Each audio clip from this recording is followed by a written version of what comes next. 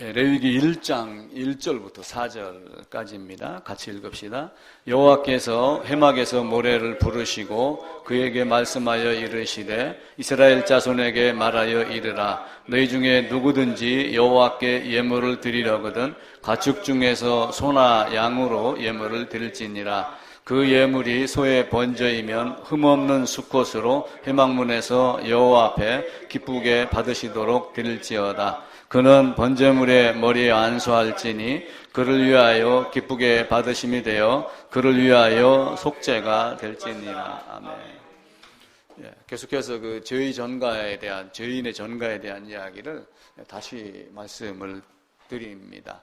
우리는 그동안에 그 이야기를 이제 많이 했는데 우리 이제 그 박사님 가정에 오시면서 아무래도 이 내용이 한 번 더 언급을 해야 될 것 같다 이런 생각이 들어갑니다. 우리의 신앙이 가족 단위로 이렇게 전수되는 것이 구약의 모습이었습니다. 한국하고 이제 일본하고 지금 또 무역 전쟁을 하고 있는데 기술력이 많이 떨어진다. 그래서 앞으로 계속 더 쪼개 되면은 한국의 소재 산업이 더 어려울 수가 있다. 이런 이야기를 합니다. 근데 한 20여 년 전에 일본에서 어느 장관급 되는 사람이 그 가마우지 그 무역 전쟁이라고 하는 이야기를 꺼내며 한국이 아무리 수출을 많이 해도 결국 이득을 보는 것은 우리 일본이다라고 하며 한국은 가마우지 경제다라고 조롱을 했어요. 그 조롱한 걸 가지고 김대중 대통령이 그러면 우리가 이 신소재, 부품 소재 사업을 어떻게 하면 좀 바꿀 수 있느냐 다시 수립을 해가지고 해라 이렇게 시작을 했습니다.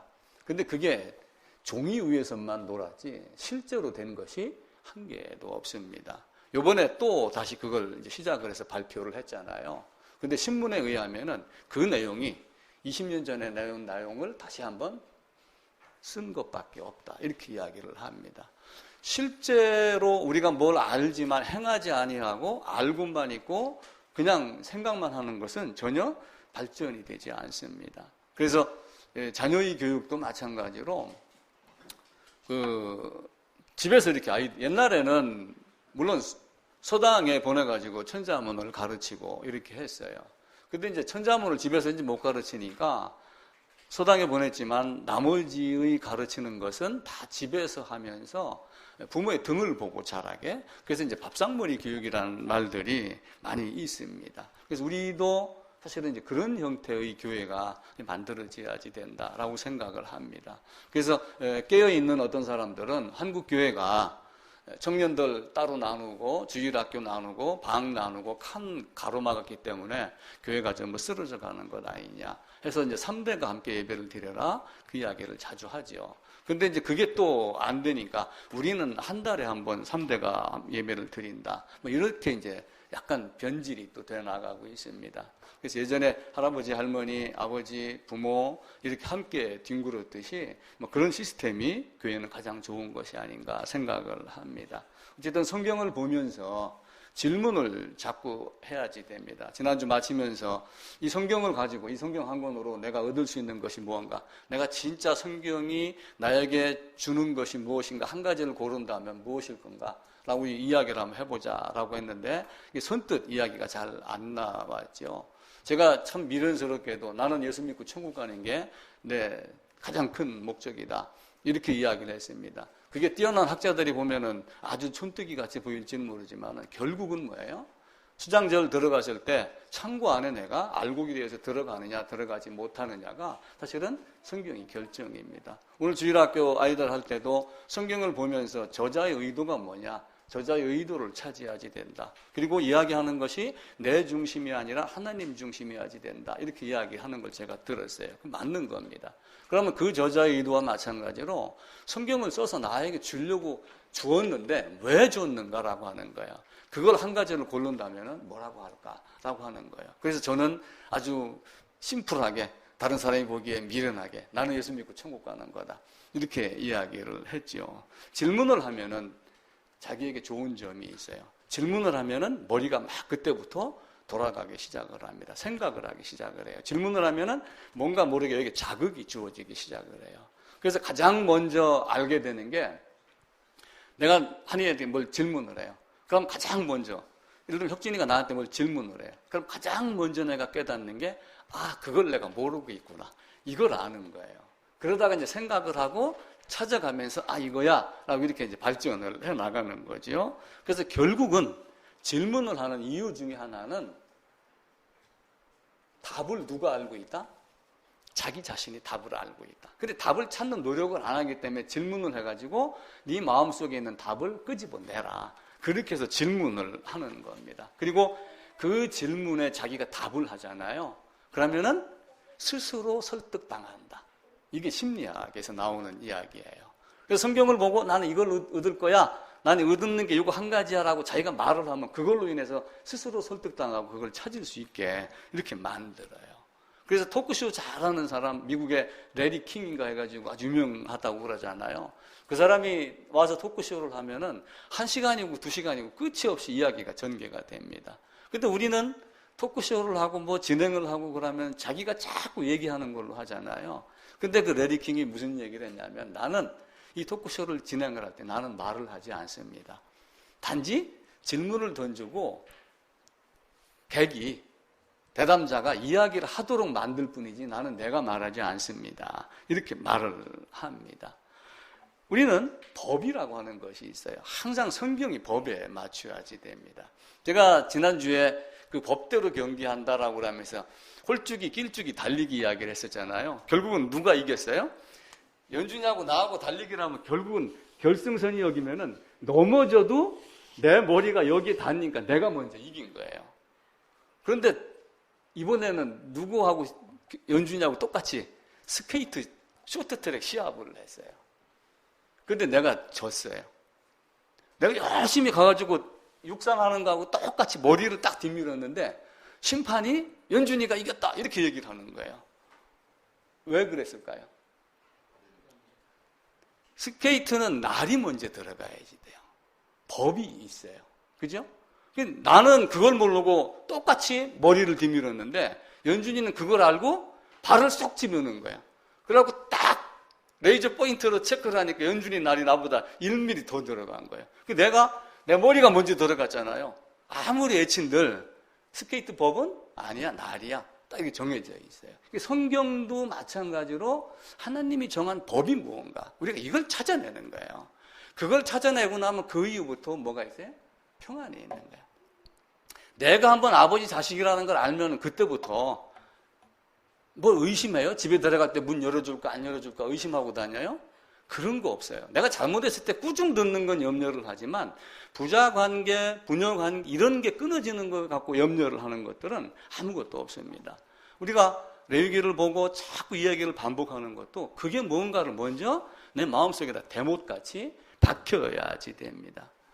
법대로 경기하지 않으면. 그래서 복음도 하나님이 정한 법이 있어요. 그러니까 우리는 믿습니다. 하나님이 은혜로 주셨습니다라고 자꾸 은혜 얘기만 하고 감정적으로 자꾸 접근을 하고 하나님이 거저 줬습니다 이렇게 하지만 하나님이 거저 주는 것도 방법이 있는 거예요. 달리기뿐만이 아니라 스케이트뿐만이 아니라 성경에서 이 거듭남도 하나님이 원하는 방법대로 되지 않으면 안 돼요. 그래서 구약은 율법이고 신약은 은혜다 이렇게 말하지 말라 그랬죠. 사람들이 다 그렇게 말한다 할지라도 우리는 그렇게 말하면 안 됩니다. 신학 박사가 신학대학원 원장이 구약은 율법이고 신약은 은혜입니다 이렇게 말하면은 그거 거짓입니다 이렇게 말할 정도로 여러분들이 은혜와 율법에 대한 개념을 명확하게 갖고 있어야지 됩니다. 예수님의 죽음은 은혜의 죽음이 아니라 율법대로의 죽음이에요. 그 율법대로의 죽음이 나에게 왔기 때문에 나에게 은혜가 되는 것이지 예수님 당사자로 놓고 보면은 철저하게 율법에 순종한 결과입니다. 율법이 행위가 아니라 율법이 죽으라고 해서 죽는 것. 그게 예수님의 십자가입니다. 그래서 성경은 처음부터 지금까지 뭘 가르치냐면은 대신 대속을 가르쳐요. 자, 에덴 얘기 다시 돌아갑니다. 아담이 범죄했습니다. 아담이 죽어야지 돼요. 창세기 2장 17절에 있는 말씀대로 하면 무투타무트 반드시 죽는다. 누가 죽어야지 돼요? 아담이 죽어야지 됩니다. 근데 아담이 안 죽었어요. 나중에 이제 육체의 쇠약해서 죽는 건 이루어지지만 관계가 끊어진 건 맞지만 아담을 살리기 위해서 대신 누군가가 죽었기 때문에 가죽이 나왔죠. 그 가죽 옷을 입었습니다. 그래서 대신 대속은 구약의 시작되는 에덴 동산에서부터 대신과 대속의 은혜를 가르치는 거예요. 그런데 대신과 대속의 은혜를 가르치기 위해서 거기다 뭘 하냐면은 철저하게 율법을 적용을 시킵니다. 당시에 어떤 제사가 있냐면은 암몬, 모압 뭐 이런 데 가게 되면은 몰렉이라고 하는 제사가 있어요. 몰렉. 이 몰렉이라고 하는 제사가 있는데 뭔가 잘못해서 용서를 받기 위해서 사람을 갖다가 제물로 드려요. 그래가지고 몰렉이 제사, 밀굼의 제사 이렇게 이야기를 하는데 이게 이제 이걸 밀굼 제사라고도 또 이렇게 하기도 합니다. 그리고 자기 자식을 불구덩이에다 집어넣으면서 뭔가 사함 받는 것 같은 그 몰렉이 신에게 바쳐갖고 용서를 받는 그걸 하는 거예요. 그럼 여기서 몰렉이 제사에서는 실제 사람이 죽습니다. 근데 하나님은 계속해서 그걸 가르쳤어요.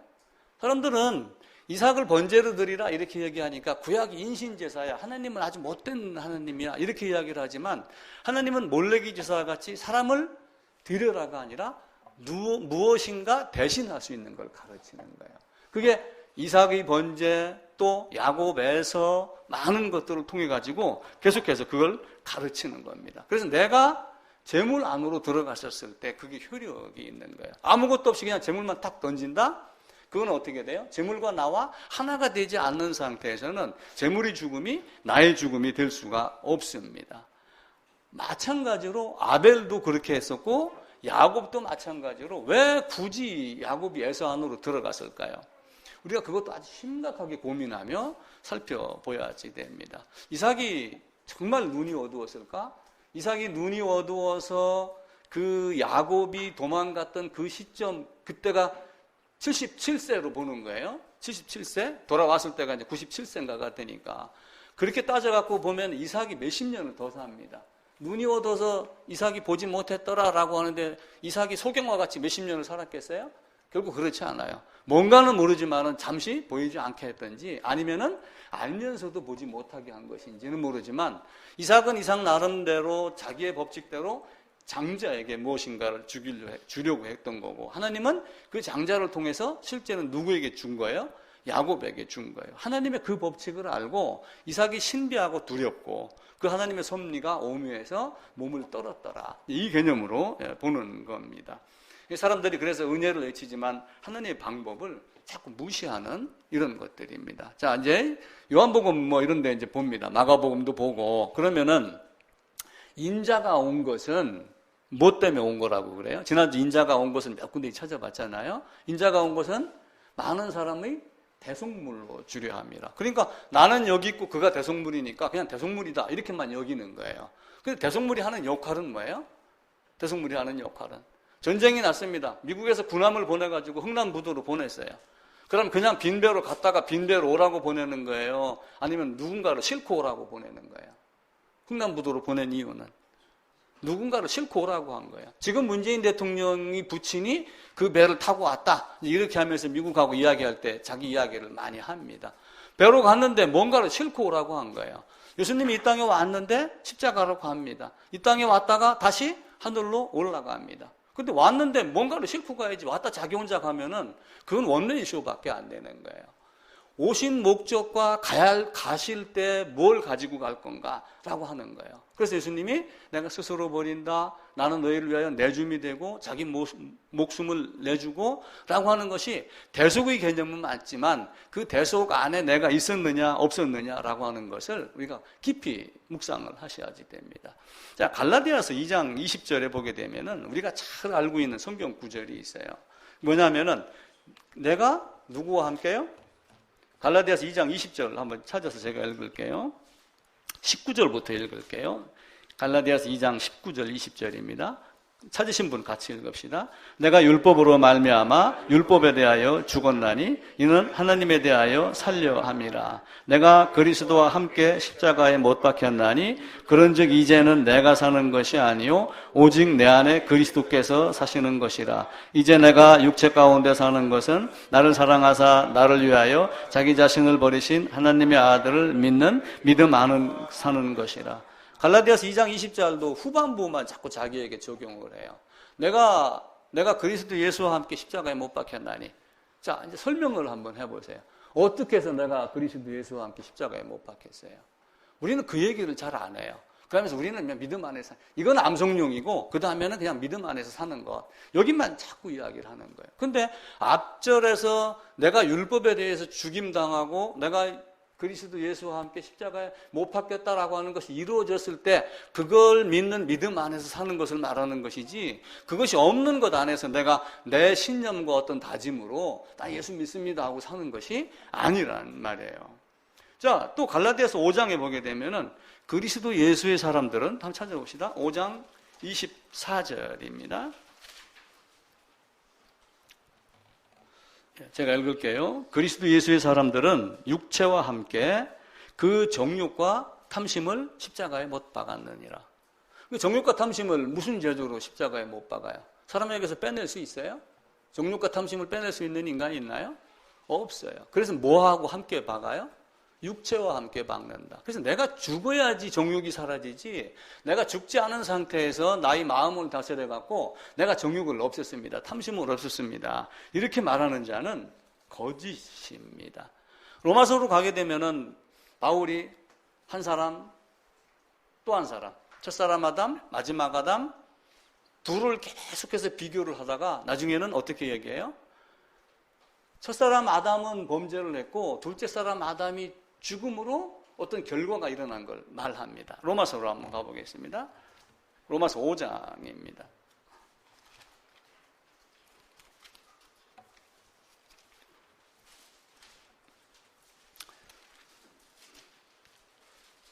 네, 5장 찾으셨죠? 제가 3장을 한 절 읽고 5장으로 갈게요.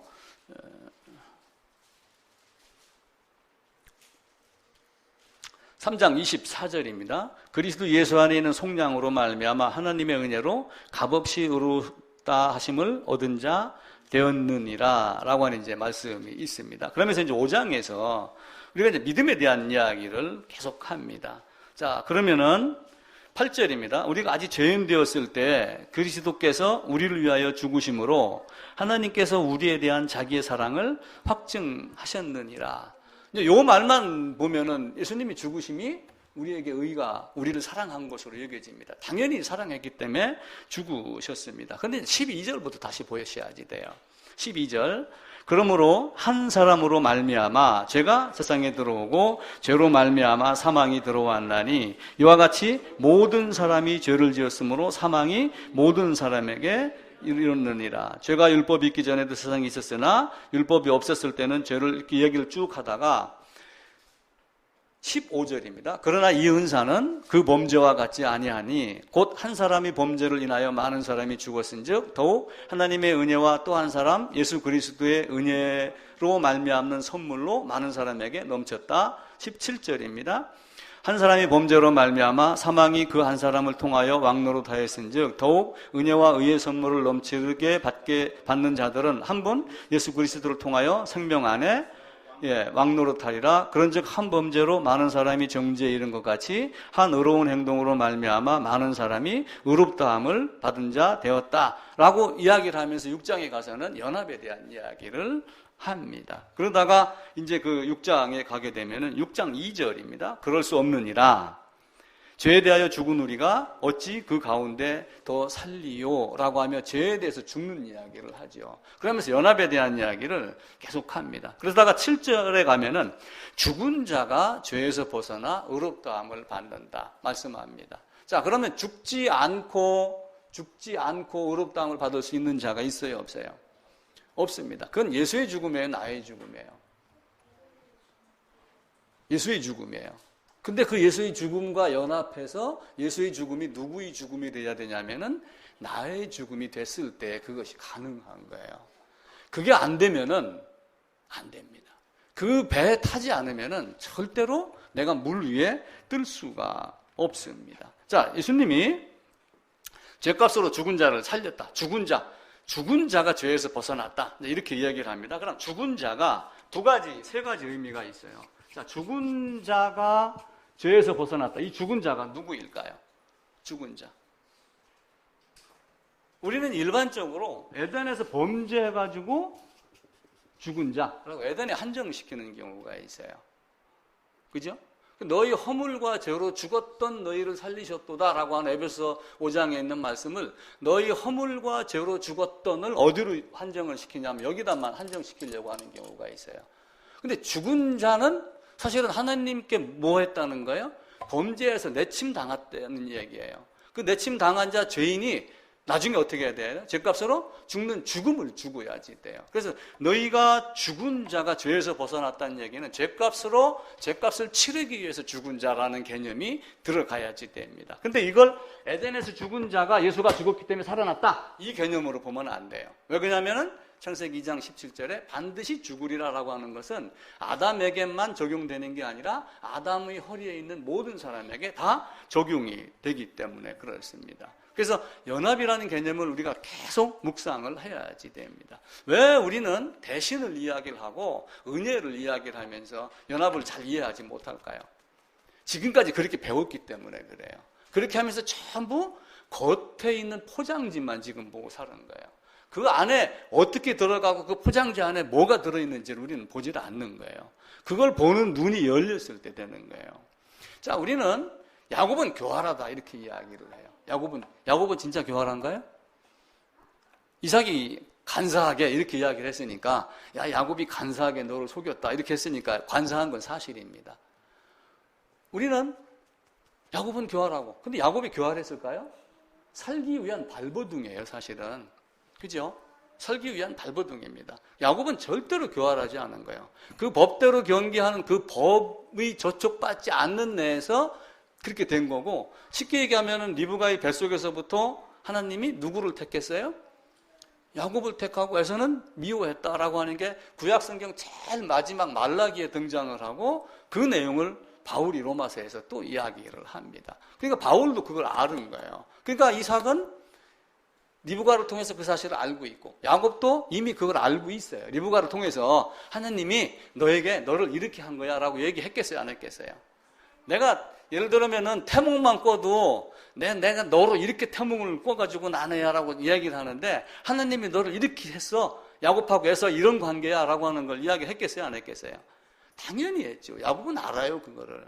그것에 대한 반응이 뭐냐면 그 장자권을 자기의 소유로 삼고 싶어하는 효력이 있는 부르심이라고 하는 반응에 해당하는 것이지, 야곱이 칼을 들고 이렇게 해치고 다니고 그러는 건 아니에요.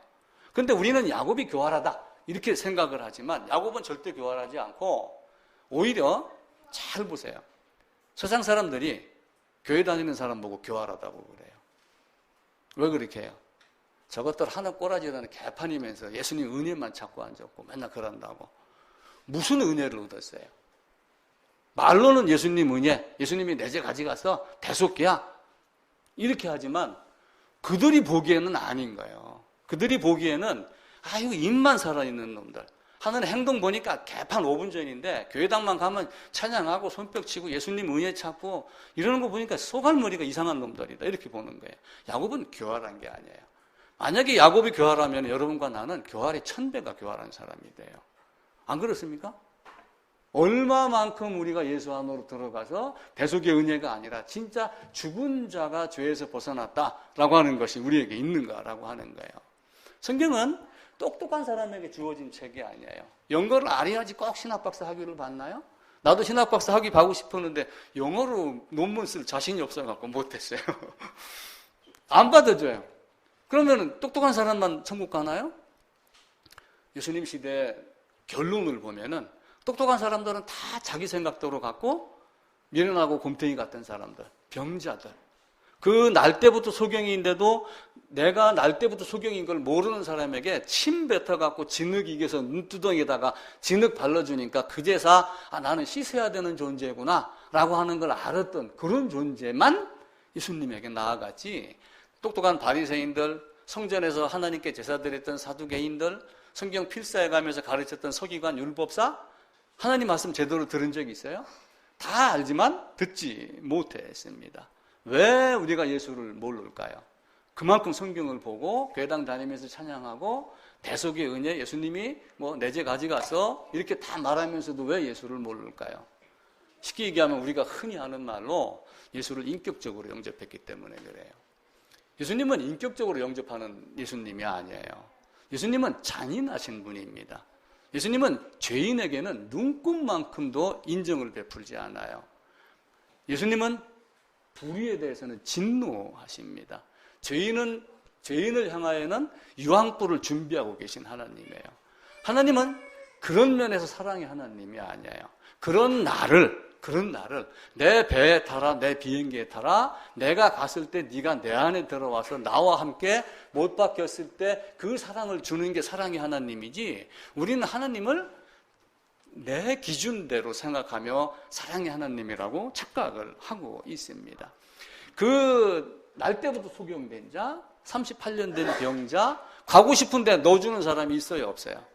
아무리 그렇게 해도 넣어주는 사람이 없었을 때 내가 넣어줄게, 일어나! 라고 하는 그분 안으로 들어가고 그분 말씀에 따랐을 때 은혜가 되는 것이지, 그게 안 됐을 때는 은혜가 되지 않습니다. 어떤 의사가 신문 기사에 의사라고 환자의 심정을 얼마나 알겠습니까? 이렇게 질문하는 기사가 있어요. 의사가 환자의 심정을 얼마나 알 것 같아요? 병원에 다녀오셨죠? 의사가 환자의 심정 얼마나 알아요? 허리 수술했죠? 모릅니다. 의사는. 어떤 의사가 나는 의사였는데 환자의 어떤 마음 상태를 나는 전혀 알지 못했다. 근데 얼마 전에 내 아들이 다쳐갖고 입원을 했다. 그래가지고 의사인 내가 그 병실에 6인실, 8인실에 들어가서 그 옆에 쪽방같이 그 간이의자 놓는 거에 앉아갖고 의사가 와서 뭔가 해진 돌면서 한마디 해주고 가고 그러는데 내가 그 진료과가 아니기 때문에 뭔가를 좀 더 물어보려고 그러는데 말 몇 마디 하고 탁 돌아서서 가고 하는 이런 걸 보고 내가 환자의 심정을 인지 알겠더라. 그렇게 이야기를 하더라고요. 그게 보이는 거예요. 그 환자의 심정이 됐었을 때 예수가 어떤 분인가를 보이는 겁니다. 그래서 인간이 전적 타락이라고 하는, 우리 혁진이 그때 설교했던 우리 튤립, 전무재벌성 하는 그 전적 타락을 그래서 제일 앞부분이나 놓는 이유가 내가 할 수 있는 것이 아무것도 없다라고 하는 거예요. 근데 하나님의 법은 반드시 성취돼야지 돼요. 반드시 머리든 날이든 하나님이 정한 법대로 이루어져야지 되는 게 하나님의 법입니다. 근데 우리는 이제 우리 기준으로 예수님이 왔다, 나를 사랑했으니까 라고 이제 이렇게 결론을 내리고 마는 거예요. 지난주에 제가 그 소크라테스 너 자신을 알라 이렇게 이야기를 한번 드렸죠. 그 소크라테스하고 관련이 있는 스승인가 제자인가 잘 모르겠어요. 자신에 대해서 아는 것이 모든 지혜의 시작이다. 아리스토텔레스가 그렇게 이야기를 했어요. 내가 어떤 존재인가를 아는 거예요. 그걸 알았을 때 모든 것이 다 이루어지는 겁니다. 그러니까 사람들은 그게 모르니까 뭘 갖고 있냐면 사람을 크게 학자들이 세 가지로 구분을 하는 거예요. 내가 어떤 존재다. 내가 뭘 해야 되겠다. 내가 어떤 걸 가져야지 되겠다. 이 세 가지 영역에서 사람들이 살고 있는 거예요. 그래가지고 자꾸 욕심을 부려갖고 지금 뭘 가지려고 지금 노력을 하는 게 세상 대부분의 사람들이에요. 그러다가 어느 정도 돈이 모이면은 1억 기부한 그 소사이어티에 참가를 한다든지, 돈이 많이 벌리면은 가수들 목욕 카 이런 거 사준다든지, 이렇게 해가지고 뭔가를 자꾸 행하려고 이렇게 이야기를 하는 거예요. 내가 우리 박 집사님한테도 그런 얘기를 한 거예요. 행하려고 자꾸 하지 마라. 행하려고 하지 마라. 그거 다 버리고 지금 이게 내가 진짜 어떤 존재인가 여기에다가 초점을 맞추지 않으면 나중에 목회할 때 힘들다. 열심 당연히 해야 되는데 어디에서 나온 열심으로 해야지 돼요? 이걸로 나온 열심으로 행하고 이걸 나온 것 때문에 가져야지 되는 거예요. 인사이드 아웃이 돼야 되는데 우리가 지금 거꾸로 지금 다 살고 있단 말이에요. 내가 알고 있고 내가 열심히 하고 당연히 해야 되지만 알맹이 없이 아무것도 없으면 어떻게 하겠어요? 하나님이 나중에 갖고 있는 거 내놔봐. 계란을 가져갔는데 무정란이야. 아니 이렇게 보세요. 내가 자연인 되려고 병아리 부화해갖고 내가 농장 하나 만들려고 달걀을 100개를 사가지고 갔어요. 가보니까 안 나와. 한 달을 품고 있었는데도. 그럼 안 돼. 내가 직접 품어야 돼. 한 달 더 있었습니다. 근데 또 안 나와. 알고 가보니까 뭐가 돼요? 무정란이었더라. 감별사들은 그걸 보고서는 미리 다 압니다. 이게 순놈 병아리가 나올지 암눈 병아리가 나올지도 알아요. 감별사는 그것까지 하는데 하나님 알겠어요? 모르겠어요? 다 알죠. 우리가 하나님 앞에서 내가 어떤 존재인가를 자기를 드러내지 않으면은 그게 안 됩니다. 그래서 제가 진짜를 알면 뭐가 보인다? 가짜가 보인다. 그렇게 얘기를 드렸죠. 그리고 진짜를 가지면 가짜를 가져야 안 가져요. 가짜를 버립니다. 진짜를 가지면은 가짜가 보이고 진짜를 가지면 가짜를 내버립니다. 그리고 진짜를 알면 진짜만 찾아요. 스타벅스 가서 커피 먹던 사람은 CU 가서 안 먹으려고 그래요.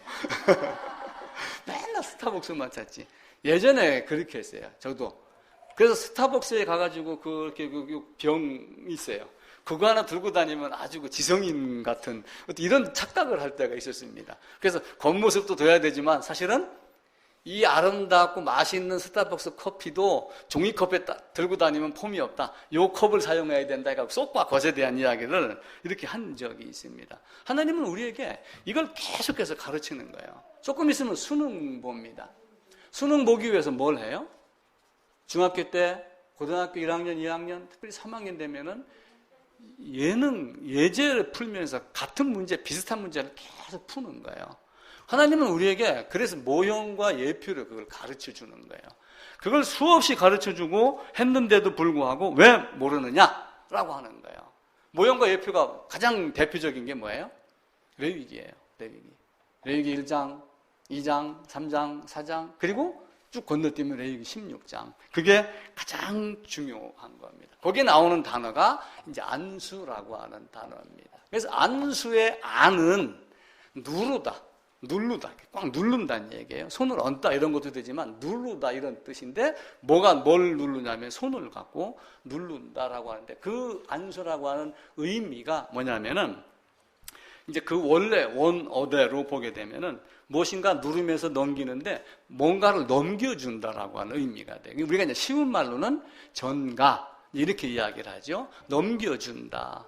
모든 불의와 모든 잘못을 넘겨준다라고 하는데 그것을 우리가 철저하게 여기지 됩니다. 자, 레위기 1장 4절에서 안수하고 이렇게 이야기를 했어요. 그럼 안수하면 안수하기 전에 뭘 한다고 그랬어요? 희생 제물을. 제가 이제 순서를 그때 얘기를 드렸잖아요. 어떤 순서를 얘기를 드렸냐면은 성막에 들어가기 위해서 성막이 이렇게 있습니다. 그럼 여기 이제 번제단이 있고 여기 물두멍이 있고 이렇게 있습니다. 이제 지성소가 있고 성소가 있고 물두멍, 번제단 이렇게 있습니다. 여기 이제 문이 이렇게 있죠. 어떤 사람이 여기를 들어갑니다. 들어가는 이유는 뭐예요?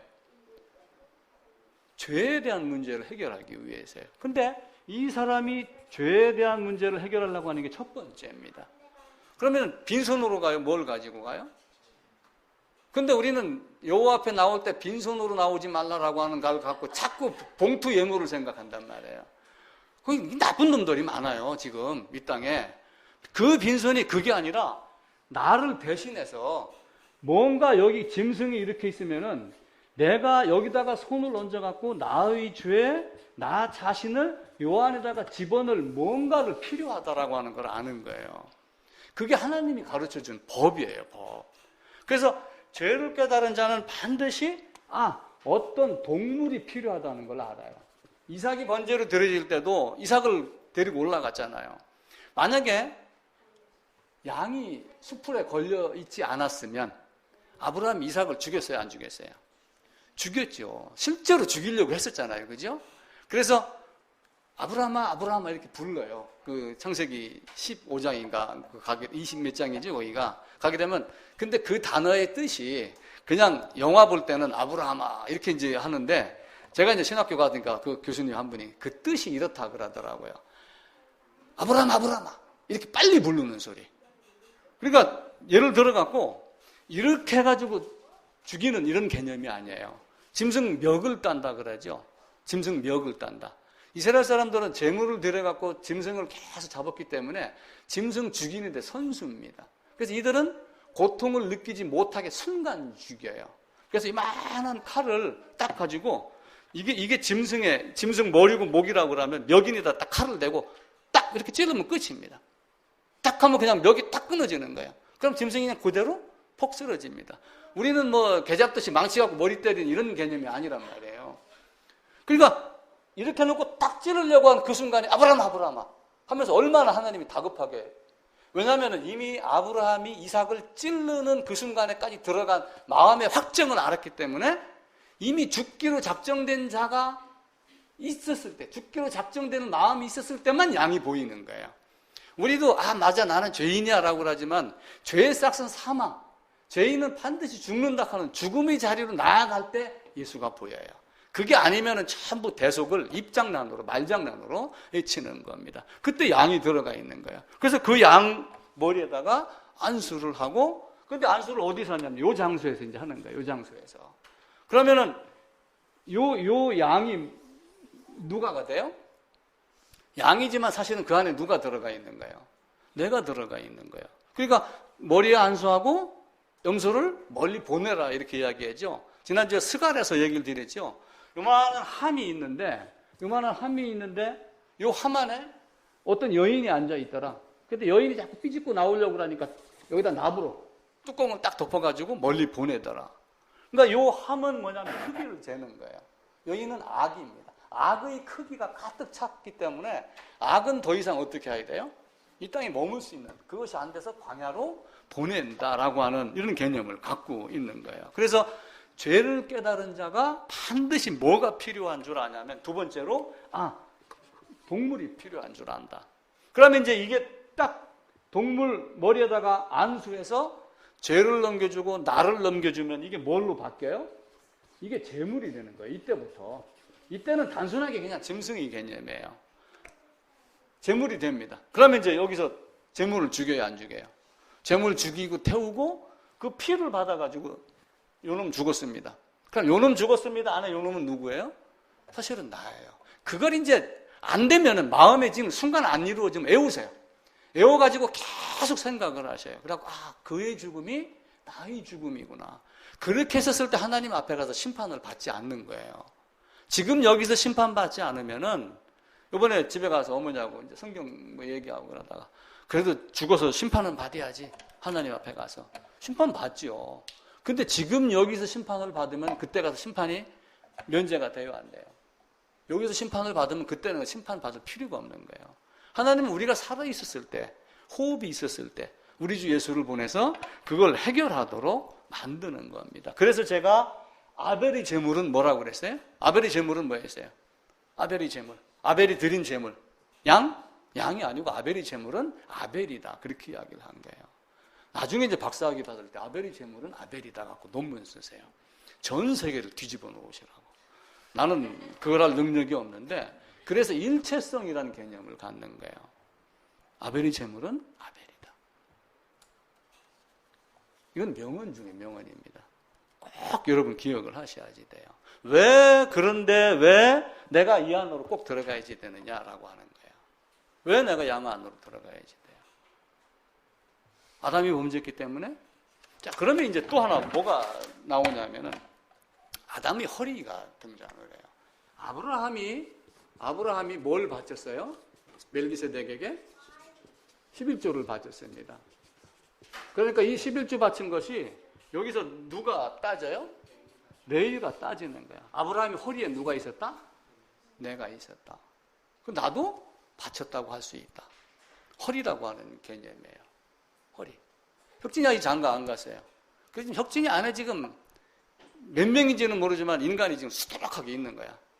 이게 씨를 뿌릴 밭이 있어서 딱 싹이 나면은 사람으로 태어나는 거예요. 마찬가지로 요 허리라고 하는 개념을 다시 바꿔 얘기하면은 누구로 보냐면은 아담으로 한번 봐보세요. 아담. 아담의 허리에는 누가 있어요? 아담의 허리에는 신진산이 있었어, 없었어? 지금 몇천 년 뒤에 여기다가 씨를 뿌려서 지금 태어나게 한 것이지, 실제 아담의 허리에 나도 있었고 여러분도 다 있었어요. 그게 씨와 씨를 통해 가지고 지금 이 장소에다가 뿌리게 해놓은 거지, 이미 요 아담이라고 하는 것 안에 모든 인류가 다 있었다, 없었다? 다 있었다. 지금 이 건물이 무너집니다. 5분 뒤에. 그러면 여러분 다 어떻게 돼요? 다 건물에 묻혀버립니다. 이 건물 안에 있었기 때문에. 원죄라고 하는 개념을 어거스틴이 처음 사용하기 시작했다. 이렇게 이야기를 해요. 근데 어거스틴이 무슨 말을 했냐면은 딱 결론으로 이 말을 했어요. 잘 들어보세요. 내가 아담 안에서 죄를 지었기 때문에 나에게 원죄가 있다. 내가 아담 안에서 죄를 지었기 때문에 내가 원죄다. 내가 아담 안에서 죄를 지었기 때문에 나에게 원죄가 있다. 맞아요, 틀려요? 내가 아담 안에서 죄를 지었기 때문에 나에게 원죄가 있다. 어떻게 생각하세요? 맞아요. 아담의 죄가 누구의 죄예요? 나의 죄예요. 그래서 로마서 5장에서 첫사람으로 말미암아 죄인, 둘째 사람으로 말미암아 의인이라고 하는 것은 첫사람 안에 없었다면 둘째 사람 안으로 들어갈 필요가 있어요, 없어요? 없습니다. 이 문제를 해결해 놓고 이제 우리가 성경을 배워야 돼요. 근데 이 문제가 안 된 상태에서 성경을 아무리 얘기하면은 맨날 추수감사절 봉투만 따지고 빈손으로 오지 않는 것만 배우고 이렇게 한단 말이에요. 하나님이 굶어 죽이나요? 다 짊을 갖고 태어납니다. 내가 복음을 전한다라 그러면 하나님이 나를 절대 굶기겠어요? 절대로 안 굶깁니다. 죽을 먹이든 뭐 고구마를 먹이든 나로 말할 수 있는 환경을 다 만들어 줍니다. 내가 어떤 존재인가라고 하는 거예요. 이 아담이라고 하는 모든 존재 안에 이 아담이 이렇게 있는데 이 아담 허리 안에 있는 모든 죄인이 이 땅에서 시와 장소에 따라서 적당할 때 보내준 거예요. 아침에 권사님이 꽃을 딱 갖고 들어왔어요. 그래서 내가 우리 권사님을 꽃쟁이 이렇게 부르는 거예요. 지난번에 무슨 꽃을 갖고 왔는데 우리 권사님이 딱 보더만 이건 무슨 꽃이다. 이거는 뭐 겨울에는 뭐 죽는다 안 죽는다 이걸 딱 알더라고요. 근데 그걸 보고 깜짝 놀랐어요. 그러다가 제가 무슨 책을 보니까 정원사에 대한 이야기가 나와요. 바른 정원사는 어떤 꽃이 어떤 장소에 있어야지 되는 걸 안다 라고 하는 거예요. 근데 우리는 그걸 몰라요. 그걸 모르고 아무 꽃이나 갖다 놓고 왜 죽지만 자꾸 따지는 거예요. 어떤 꽃은 반드시 그늘에 있어야 되고 어떤 꽃은 반드시 햇빛 아래에 있어야 되고 어떤 꽃은 어떤 걸음을 줘야 되고 이걸 아는 거야. 우리 권사님이 그걸 알더라고. 그래서 야 나하고 수준이 같구나. 제가 이런 생각을 했죠. 하나님은 어떤 사람이 어떤 시대, 지금 여러분과 나는 지금과 같이 발달돼서 이만큼 보여줘야지 믿을 수 있는 우둔한 자야, 사실은. 그렇기 때문에 지금 보내준 거예요. 옛날 사람은 그것 아니더라도 믿고 칼이 들어와서 목을 찔러도 믿을 수 있는 사람이기 때문에 그 사람은 그때 보낸 거예요. 그러니까 그 사람에 비하면 우리는 사실은 더 연약한 자에 불과해요. 지금 그렇게 보여줬는데도 알지 못하면 하나님 우리를 더 혼내겠어요? 안 혼내겠어요? 이놈 사랑할 만큼 더 사랑해 주려고 했는데 이것도 몰라? 이렇게 되겠어요? 안 되겠어요? 죄인으로 모든 사람이 태어나서 결국은 거꾸로 올라가면 쭉 올라가 보세요. 카메라 동영상 필름을 거꾸로 쫙 한번 돌려봐 보세요. 저녁 노을 지는 거 쫙, 근데 필름을 거꾸로 딱 돌리면 해가 딱 떠요. 그죠? 딱 들어가면 아담이 허리에 있는 데가 보여야지 돼요. 그리고 그 허리에 있는 것이 예수님 안으로 옮겨가는, 그것은 안수라고 하는 방법 한 개로 하나님이 정해놓으셨어요. 근데 우리는 하나님이 정해놓은 방법을 자꾸 버리고 믿습니다라고 하는 것으로, 믿으시는 줄 압니다 라고 뭐 믿으시면 아멘, 맨 이것만 따지는 거예요. 그러면 그 아멘 한다고 믿어지나요? 왜 수학 공부할 때는 원리를 알면 이렇게 이야기를 하는데 왜 성경은 원리를 이해하지 않으려고 그래요? 성경만큼 쉬운 게 없어요. 근데 그것이 학자의 머리 갖고는 안 되는 거예요. 학자의 머리 갖고는 안 되고 38년 된 병자가 됐었을 때만 그 방법이 가장 미련하지만 가장 단순하면서 가장 정확하다라고 하는 것을 알게 되는 겁니다. 우리가 왜 죄인이 되어 있어요? 어거스틴이 말하기를 내가 아담 안에서 죄를 지었기 때문에 내가 원죄를 가진 사람이다. 그래서 나는 그전부터 그 얘기를 한 거예요. 아담 안에서 나는 범죄한 나는 아담들이다. 그 중에 한 명이다 라고 했죠. 제가 얼마 전에 책 한번 사달라고 그랬죠. 교부들 책. 그 책 중에 어거스틴 글이 있더라고요. 그래서 그 한 권에서 그 한 줄 꺼낸 걸로 저는 그 책값을 다 했다. 그런 생각이 딱 들어가는 거예요. 우리는 그걸 보고 이제 배우는 거예요. 왜 사람들이 그렇게 했는가? 그 사람들이 우리는 예수와 연합해야 된다 이렇게 얘기하지만 당시의 교부들은 우리는 하나님과 연합해야 된다 이렇게 이야기를 한 거예요. 우리는 예수의 피로 이렇게 이야기를 하죠. 근데 사도행전에서 베드로가 그랬나요? 하나님이 자기 피로 사신 교회. 그건 어떻게 해석을 할 거예요? 하나님이 자기 피로 사신 교회. 우리가 이해할 수 없는 것들이 많이 있는 거예요. 그래서 하나님이 정한 방법대로 우리가 살아야지 됩니다. 가장 위대한 스승이라고 하는 게 있어요. 위대한 스승은 어떤 사람이 위대한 스승이냐? 어떤 사람이 위대한 스승이고 어떤 사람이 위대한 선생이에요? 어려운 걸 쉽게 가르칠 수 있는 사람. 그게 위대한 스승입니다. 근데 예수님만큼 하나님만큼 위대한 스승이 없어요. 쉽잖아요. 물건 딱 갖다 놓고 안수해. 그거 한 가지로 가르치잖아요. 동물 희생제사 계속 가르친 거예요. 이삭 죽이려고 하다가 양 딱 만들어 놓고 양이 대속한 거 가르치잖아요. 그러면서 레위기를 통해 가지고 그 양이 죽는 게 누가 죽은 거예요? 네가 죽은 거라고 가르치고 있어요. 우리가 갔다가 우리가 내려오겠다라고 하지만 그 후반부에 보게 되면 아브라함만 등장하는 장면도 있어요. 이삭은 죽고 없는 거예요. 왜 하나님이 이삭을 통해서 야곱과 에서를 주셨는데 야곱을 사랑했으면 에서와 관계없이 그냥 야곱을 축복하면 됐는데 왜 굳이 에서 아니다 집어넣어갖고 교훈을 주셨을까요? 우리가 고민하면서 따져봐야지 됩니다. 그래서 안수라고 하는 것은 죄를 넘겨주는 것이 아니라 무엇을 넘겨준다? 죄인을 넘겨준다는 거예요. 이걸 철저하게 기억을 하셔야지 돼요. 예수님이 내 죄 가져갔어 이 말 하시면 안 돼요. 내가 예수와 함께 십자가에 못 박혔나니 그래서 내가 죽기 때문에 내 안에 있는 정과 욕심과 탐욕과 탐심과 이런 모든 것이 십자가에 못 박혔다. 이렇게 여겨지는 거예요. 나를 넘길 수 있는 이런 방법. 자, 혁진이가 나한테 100억을 빌렸어. 20년 전에. 100억을 빌려갖고 내가 매달 200만 원씩 이자를 내라고 그랬는데 이자를 안 내는 거예요. 그럼 제가 어떻게 해요? 갖고 와 그래야죠. 갖고 와 그러는데 못 냅니다. 그럼 어떻게 돼요? 법대로 죽여라 이렇게 되는 거예요. 그리고 불의한 청지기에 대한 예화가 있죠. 성경에. 불의한 청지기가 야 100인데 50으로 쓰라 해라. 얼마인데 80으로 쓰라 해라. 이렇게 쓰는 게 있어요. 자, 쓰는 걸 누가 쓰라고 그래요? 100인데 80이라고 쓰라겠다. 만약에 50인데 뭐 100인데 50이라고 쓰라겠다라고 하는 것을 그럼 주인이 직접 안 쓰고 왜 빌려간 사람에게 쓰라고 그래요? 다 쌓인 누가 해요? 결국은 자기 자신이 다 하는 거예요. 아담 안에서 내가 죄인이 되어 있지 않다면은 해결될 수 없는 문제가 됩니다. 자, 그러면은 자, 내가 이자만 면제해 줄게. 감사해요, 안 감사해요? 그것만 해도 감사하죠? 근데 이자 낸 다음에 또 생겨요, 안 생겨요? 그럼 어떻게 해야 돼요? 원금을 없애야죠? 근데, 그래, 원금은 내가 없애줄게. 한 달에 200만 원씩이요? 그럼 2,400이야, 1년에. 2,400만 원입니다. 근데 20년 동안 나한테 못 갚았어. 너 안 갚으면 내가 너 집에 쳐들어갈 거야? 그럼 2,400에 20년이니까 4억 얼마가 되겠죠? 40억 되나? 그지 갚아야 돼요, 나한테. 그러면 원금만 내가 안 받기로 했다. 감사해요, 안 감사해요?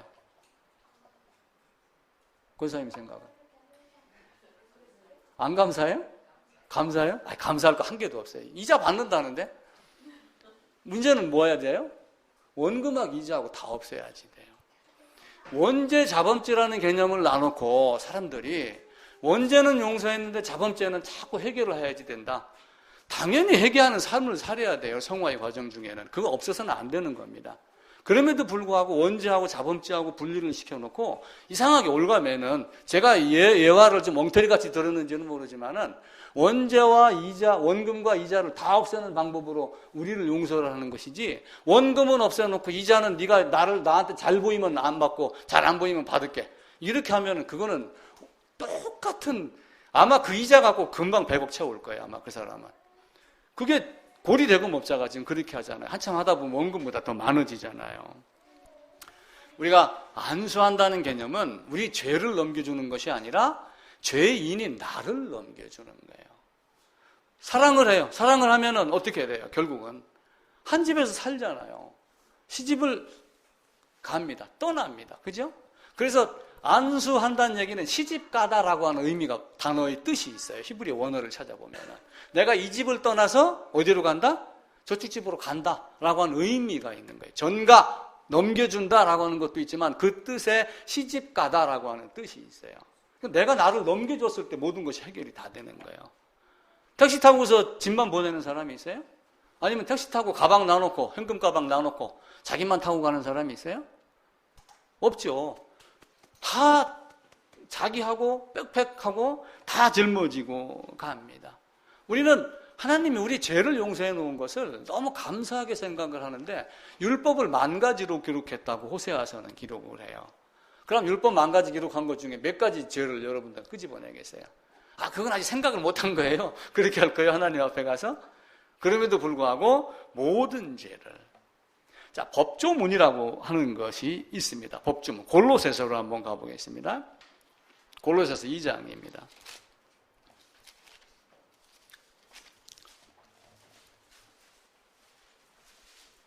2장 14절입니다.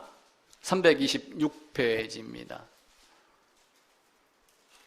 13절, 14절 같이 읽을게요. 또 범죄와 육체의 무할례로 죽었던 너희를 하나님이 그와 함께 살리시고 우리의 모든 죄를 사하시고 우리를 거스르고 불리하게 하는 법조문으로 쓴 증서를 지우시고 제하여 버리사 십자가에 못 박으시고. 로마서에서도 의롭다 칭함을 받았느니라 라고 하는 게 법적 용어지만은 법조문으로 된 것. 그 법조문에 뭐라고 적혀 있는 거예요? 너는 죄인이다. 너는 죽어야 되는 존재다. 라고 하는 그 증서를 없앴다고 하는 거예요. 김두한이라는 영화를 보면은 김두한이가 조그맣게 어렸을 때 자기 아버지가 김좌진이라고 그래가지고 핍박을 많이 받아요. 일본 형사들에게. 그런데 한 친구가 그 일본인인가 뭐 있는데 이제 많은 사람들에게 물건을 빼앗고 땅을 막 잡고 해갖고 노비 문서도 갖고 있고 땅 문서도 다 갖고 있어요. 먹고 살 길이 없으니까 다 맡기는 거예요. 근데 김두한이가 어렸을 때 그 집에다 불을 지르고 그 노비 문서를 뺏어와요. 뺏어오니까 주인이 어떻게 해요? 그 노비 문서가 없으면은, 땅 문서가 없으면 땅을 되찾을 수 있어요? 없어요? 없어요. 지금은 등기소나 법원에 가면은 컴퓨터로 이제 관리도 하고 그러지만 그때 당시에는 그게 없으면 끝입니다. 그래가지고 그 김두한이를 잡으려고 막 전국의 형사들을 동원을 하는데 김두한이가 도망가다가 산비탈에서 낭떠러지로 떨어졌는데 독립군을 만난 거야. 동굴에. 독립군이 이제 그걸 보고 이 문서 어떻게 된 거냐. 여차여차해서 갖고 온 겁니다. 그러니까 그 독립군이 씩 웃으면서 이걸 그럼 불태우자. 이렇게 이야기를 해요. 그리고 제가 죄를 만들어 버려요. 죄를 만들으니까 다시는 어떻게 돼요? 땅 문서, 노비 문서가 저당 잡힌 게 있어요, 없어요? 해방됐느니라. 라고 하는 결론이 되네. 법조문으로 쓴 증서가 그런 의미를 갖고 있는 거예요. 너는 죄의 종인데, 너는 죄인인데, 이 죄라고 하는, 죄의 종이라고 하는 법조문으로 쓴 증서를 십자가에 못 박고, 라고 하며 없앴다는 개념을 갖고 있는 거예요. 그 법조문이 도그마라고 하는 뜻이에요. 그걸 없애버렸다. 그러니까 그걸 없앴으니까 나에게는 죄라고 하는, 죄인이라고 하는 딱지가 있어요, 없어요? 없습니다. 아무것도 없는 거예요. 자, 감방에 들어갔다 와가지고 전자 팔찌 찼어요. 발찌를 찼습니다. 때가 돼갖고 시간이 돼서 풀어줬어요. 자릅니다. 그러면 해방되죠? 그 해방과 같은 의미로 보는 거예요. 그래서 내가 그리스도 예수와 함께 십자가에 못 박혔나니 이걸 여러분들이 설명을 하셔야 됩니다. 특히 나도 그렇고 권사님도 그렇고 75, 이제 올해 내년 되면 70입니다. 저도 5년 있으면 70입니다. 70 나이가 자꾸 가면은 이걸 분명하게 해야지 돼요. 하나님 앞에 가서 내가 어떤 존재인가. 이게 명확하지 않으면 하나님 나 이렇게 열심히 다니는데도요. 내가 너를 도무지 알지 못하노라. 죄 문제 해결해서 하나님은 그거 한 가지 물어요. 예수님의 십자가는 율법입니다. 그 율법은 반드시 죄인을 죽여야 된다. 죄인은 죽어야지 된다고 하는 율법 때문에 예수님이 죽은 거예요. 그게 이해가 되셔야지 돼요. 맞아요? 제가 한 말이? 율법의 요구대로, 내가 율법의 요구대로 죽어야 하는 그곳에 그분이 죽었다라고 하는 게 로마서 8장 3, 4절에 있는 말씀이에요. 그래서 예수님의 죽음은 율법의 죽음입니다. 신약 시대인데도 불구하고. 근데 그 죽음이 어떻게 나한테 넘어왔죠? 내가 그리스도와 함께. 그렇게 하면서 하나님은 그 예수님의 죽음을 누구의 죽음으로 봐요? 그 예수님의 죽음이 내가 진 십자가로 보는 거예요. 그게 은혜가 되는 거예요. 내가 죽고 내가 죽기 전에 맞고 때림 당하고 침뱉음 당하고 채찍 맞고 죽어야 되는 그것을 내가 한 것으로 여겨주시는 하나님. 그게 은혜란 말이에요. 은혜는 그냥 가만히 있는데 예수님이 가져갔어. 이게 은혜가 아니에요. 내가 가야 되는 그것을 예수님이 했는데 그걸 내가 한 것으로 여겨주는 거예요. 이해되시죠? 그죠? 그게 얼마나 감사해요. 아니 내가 빵을 잘 못 만들어갖고 졸업을 못할 시기야. 근데 선생님이 와가지고 빵을 딱 만들어주고 이거 심사가 왔는데 이거 얘가 A락한 학생이 한 거예요 하고 통과시켜줬다고 해보세요. 그거만큼 감사한 은혜가 어디 있습니까? 그죠? 제빵 하고서도 수료 못하는 사람들 간혹 있잖아요. 그죠? 근데 선생님이 직접 만들어주고 선생님이 심판관 되는 거야. 그러면 100점 주겠어요? 안 주겠어요?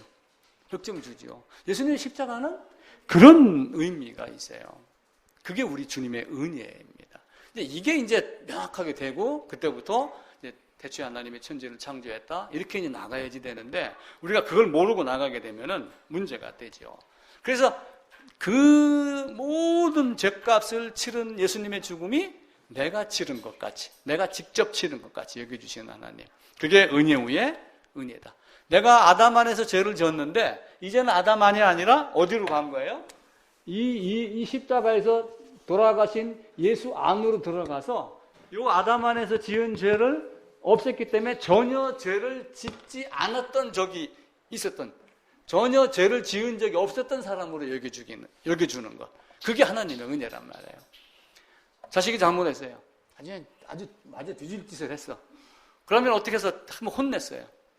그럼 어떻게 합니까? 그 다음에는 안아주고 용서하고 넘어가면은 그걸 계속 머릿속에 간직하고 한 상에서 밥을 먹어요.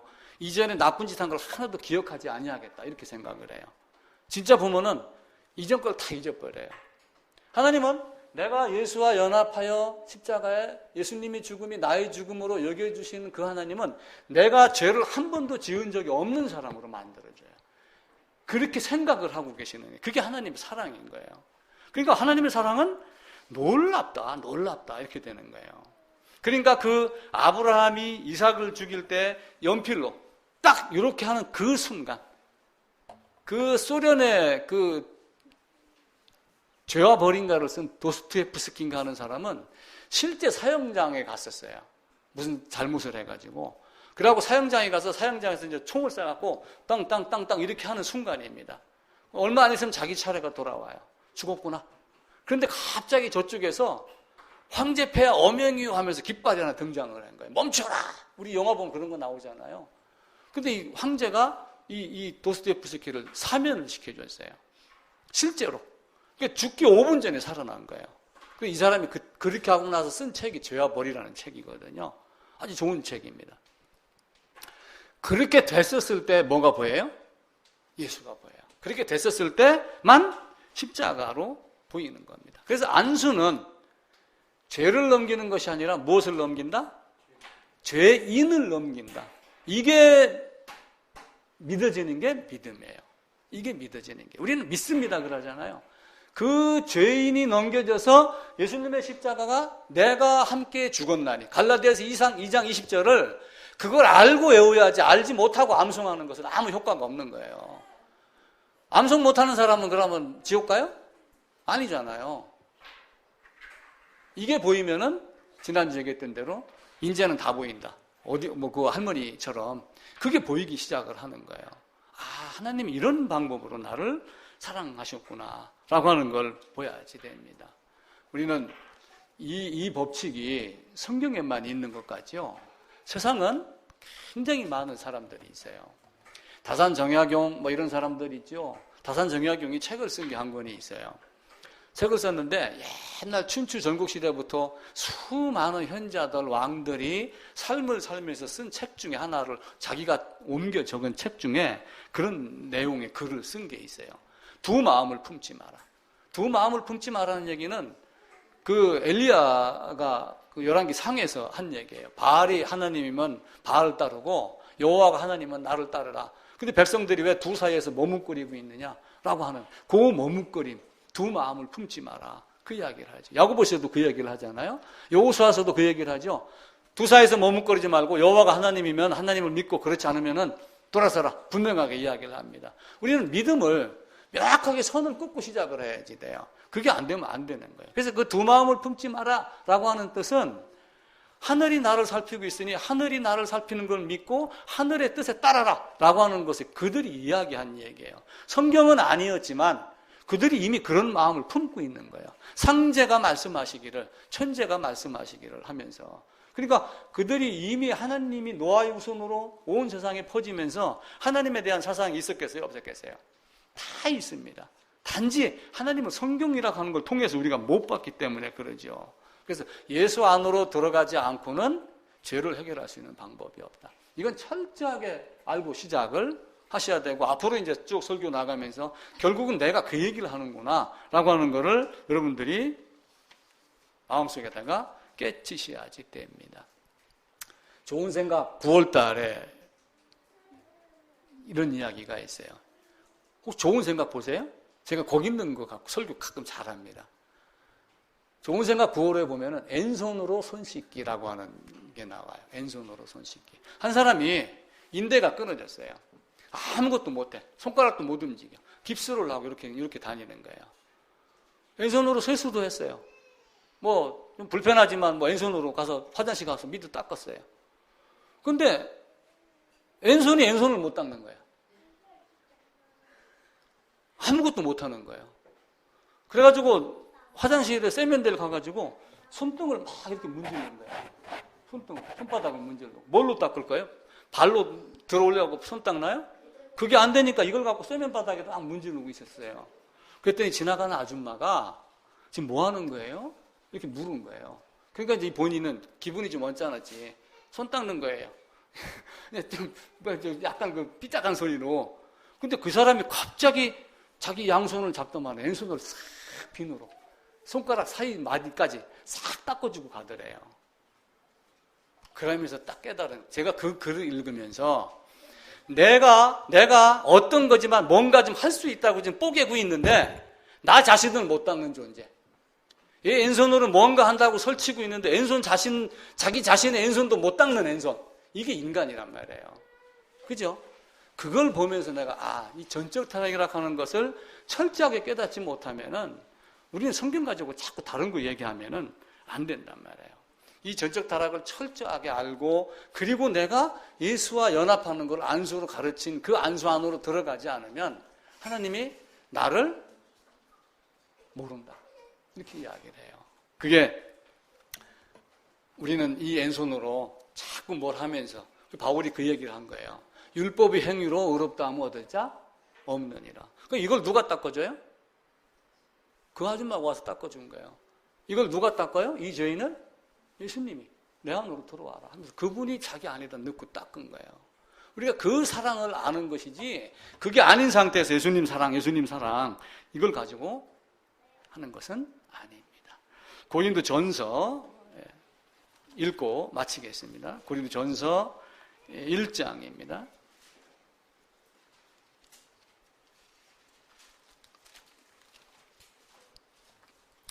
22절부터입니다. 22절부터 28절까지만 함께 읽읍시다. 유대인은 표적을 구하고 헬라인은 지혜를 찾으나 우리는 십자가에 못 박힌 그리스도를 전하니 유대인에게는 거리끼는 것이요 이방인에게는 미련한 것이로되 오직 부르심을 받은 자들에게는 유대인이나 헬라인이나 그리스도는 하나님의 능력이요 하나님의 지혜니라. 하나님의 어리석음이 사람보다 지혜롭고 하나님의 약하심이 사람보다 강하니라. 형제들아 너희를 부르심을 보라. 육체를 따라 지혜로운 자가 많지 아니하며 능한 자가 많지 아니하며 문벌 좋은 자가 많지 아니하도다. 그러나 하나님께서 세상의 미련한 것들을 택하사 지혜 있는 자들을 부끄럽게 하시려고 세상의 약한 것들을 택하사 강한 것들을 부끄럽게 하려 하시며 세상께서 세상의 천한 것들과 멸시받는 것들과 없는 것들을 택하사 있는 것들을 폐하려 하시라니 이는 아무 육체도 하나님 앞에서 자랑하지 못하게 하려 하심이라. 아멘. 예, 하나님 아버지, 우리가 지혜 있다 하나 하나님의 법을 알지 못하고 우리의 지혜를 내세우지 않도록 인도하여 주시옵소서. 법대로 경계하지 아니하면은 상을 얻지 못한다고 하는 이 말씀이 디모데서에 적혀 있다 하여 우리의 성화의 과정으로만 여기지 아니하고 하나님이 처음부터 대신 대속의 은혜를 가르친 그 하나님, 그 동물 안으로 들어가 동물이 제물되게 하고 또 그 방법을 통하여 우리가 예수 그리스도 안으로 들어갈 수 있는 그 비밀을 깨닫게 하시니 감사를 드립니다. 이것을 바탕으로 성경을 더 공부하고 또 성화의 과정을 거치며 하나님을 깊이 알고 감사하고 찬양하는 모든 분들 되게 하여 주시옵소서.